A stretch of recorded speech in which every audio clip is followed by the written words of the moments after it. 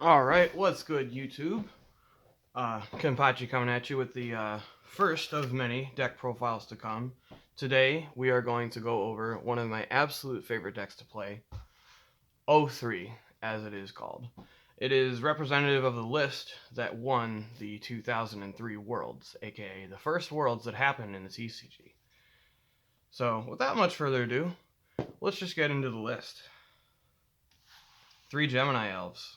Of course, gotta represent the authentic OCG art, and girls gotta stick together, so we gotta run 3. Big beater of the deck, best normal summon of the time, arguably. Slightly better than Mechanical Chaser, even though with Chaser you could run limited removal. Just having a 1900 beater that you can normal summon is quite invaluable to the format. Then we got 3 Mystic Tomato.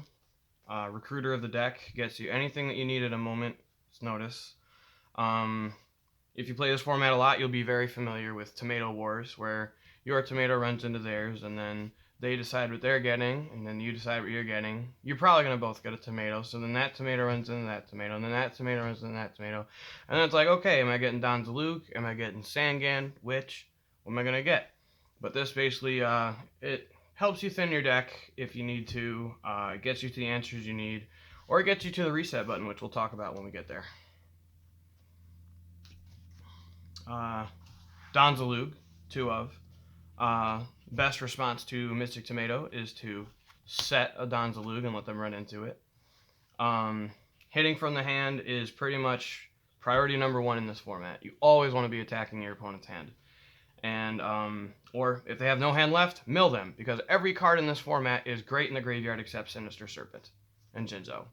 So, if you can stop them from drawing their outs, you're winning. That reset button I was talking about.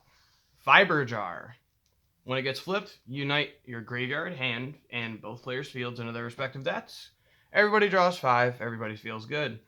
You want to bait your opponent into normal summoning, thinking the coast is clear, and then when they attack, we all go back to the deck. And chances are it's going to be their battle phase, so they won't be able to hurt you anymore like the Nightmares do.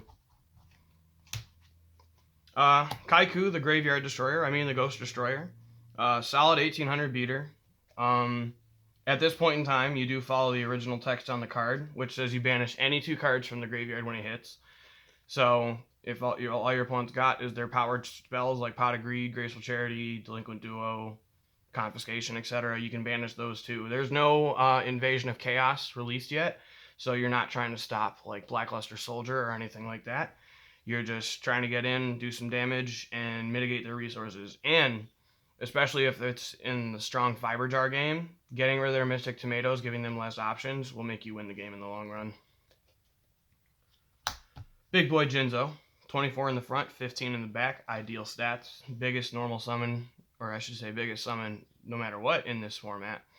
Shutting off trap cards is almost always a surefire way to start whittling down your opponent's resources. It's pretty much when in doubt, jar it out, or if you can get Jinzo, pretty much always go for the Jinzo play, because he can't die by battle, basically.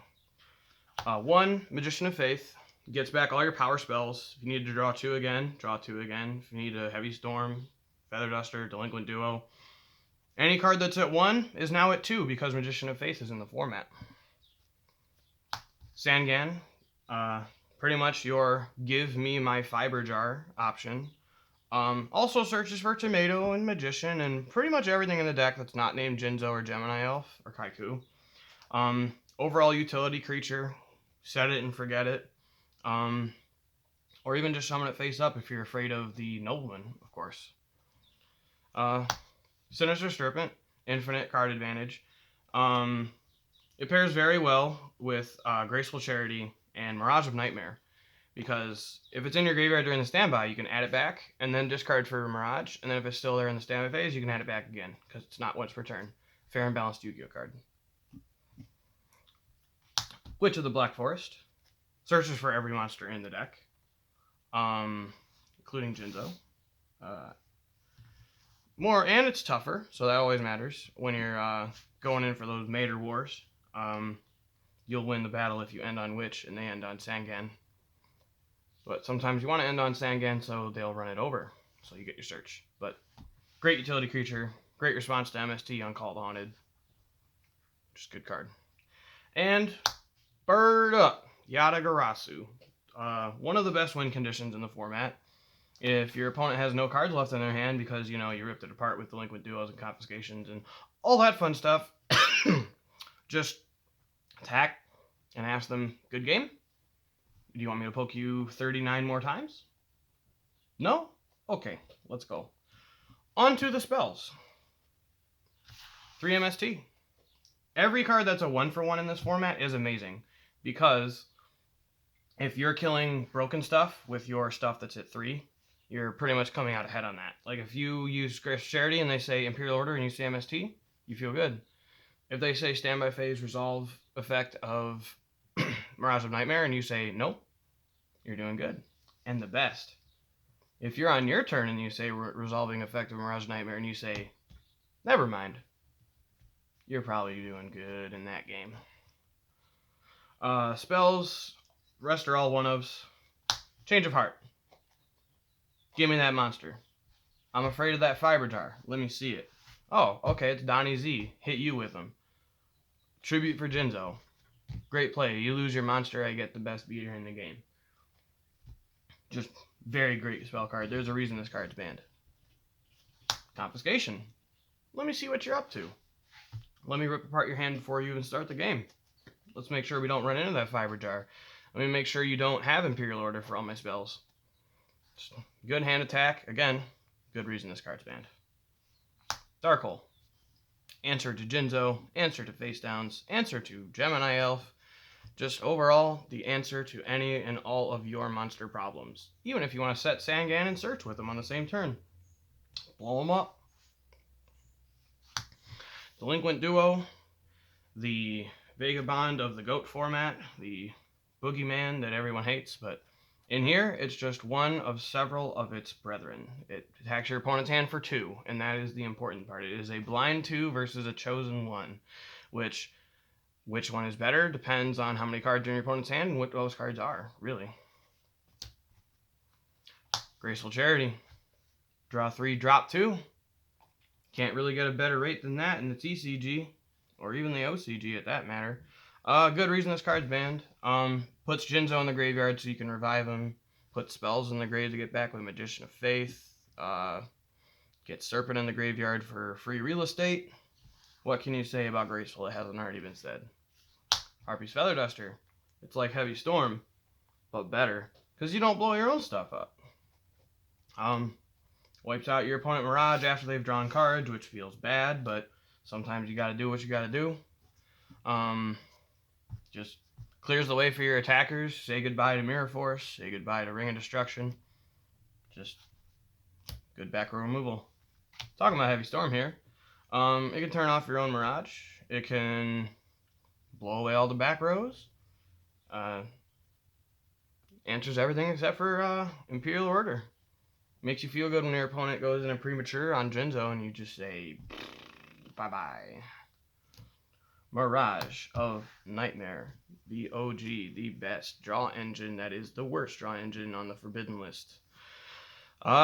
Just because I've seen people resolve this the wrong way a lot, you discard at random. You do not choose the cards you're discarding.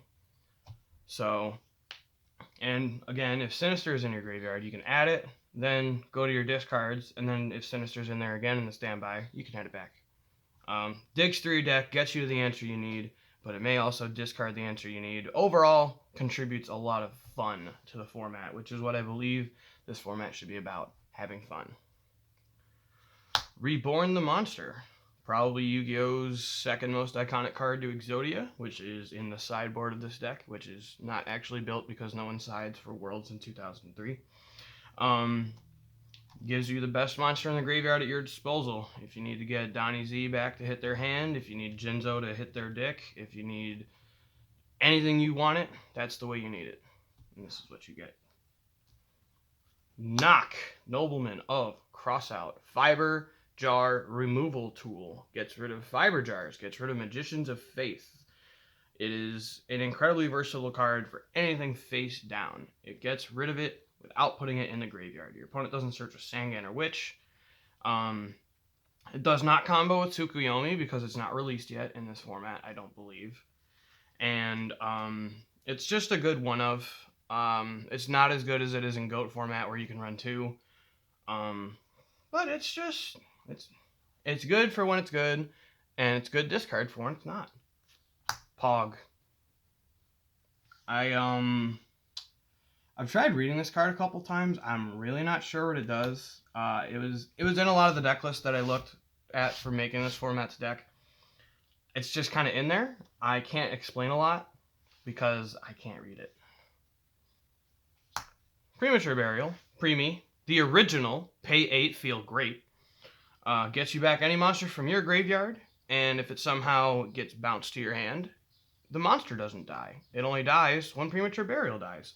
There is no Giant Trunade in this deck list, so you can't utilize it too much, but it is more or less just another revival card that is good for the time. Thunderbolt. Raigeki. It's like Dark Hole, except your monsters get to survive. It's so good that it was banned for a very long time, and now there's a card that is this one and this one combined, and it's okay at 3. But the OG Raigeki stays at 1. It blows up all monsters. I don't know what else I can tell you. Snatch Steel. Probably has snatched victory from everybody at least once in their life. We all remember that dreadful format where it came back. We don't want to talk about it. In here, it gets rid of your opponent's defense. It steals your opponent's offense. It is Change of Heart, but permanent, except it doesn't work on face downs. And the life point gaining is mitigated by the damage you're going to do with the monster you steal. So, pretty much great in all circumstances. And last but not least, Forceful Sentry. Do you wish Confiscation didn't cost life points and didn't put it in the graveyard? Boy, do I have the spell for you. 1/3 of Triple Tactics Talents is still incredibly good. So, we play all 3 parts of Triple Tactics Talents, just all stapled onto 1 card. And the traps. Triple Drop Off. Sometimes you just need to drop the kids off at school. Again, any 1-for-1 card interaction is going to be good because chances are the card you're killing is of more value than the card killing it. So if you drop off your opponent's Mirage of Nightmare, Monster Reborn, Donnie Z, Gemini Elf, you're doing good for yourself because cards that destroy are not exactly rampant in this format. So drop off, very good. And also, if you do have side decks for this deck, very easy to side out. Call of the Haunted. Best combo with Jinzo, because if Jinzo comes back and they destroy Call of the Haunted, Jinzo does not die. It's pretty good revival. There is utility to when it's getting blown up. You can revive Sangan or Witch and get the effects. Or most of the time you just revive Kaiku or Gemini Elf and just get in there for damage. Overall, great card. It's at 1 for a reason. Imperial Order. When you want to tell your opponent no, only I am allowed to have very good spell effects. Important note on this card, you can choose to not pay the 700 life points during your standby phase, in which case it'll blow itself up. And let's say you have Mirage, and you drew on your opponent's turn. You can go to your turn, say Resolve Mirage of Nightmare, negated by Imperial Order, and then not pay for Imperial Order and get rid of it. Very good interaction. Also loses to MST on the chain, but what can you do? Again, it's at 1 for a good reason. You've activated my trap card, Mirror Force. Another one of the really iconic cards for the game. It turns your opponent's offensive momentum into crying and sadness, which is what I often deal with on a daily basis. But not a whole lot to be said about Mirror Force. It's a Dark Hole on your opponent, or I should say it's a Raigeki on your opponent's turn that they have to trigger themselves. So it makes them feel bad for doing it. And last but not least for the deck, we've got Ring of Destruction. This card single-handedly leads to all of the ties in the format, which, let's say it's 3 games in and it's 1-1 and you cause a tie, Looks like you're going to game 4, buddy, because this is Worlds. Very efficient removal. If they got a Gemini Elf and you can't answer it, Ring of Destruction answers it. Just overall great removal. This is the first video I'm recording. Not sure if it'll be the first one that goes on the channel, but I am just trying to get content out there. I've always wanted to start recording videos for YouTube.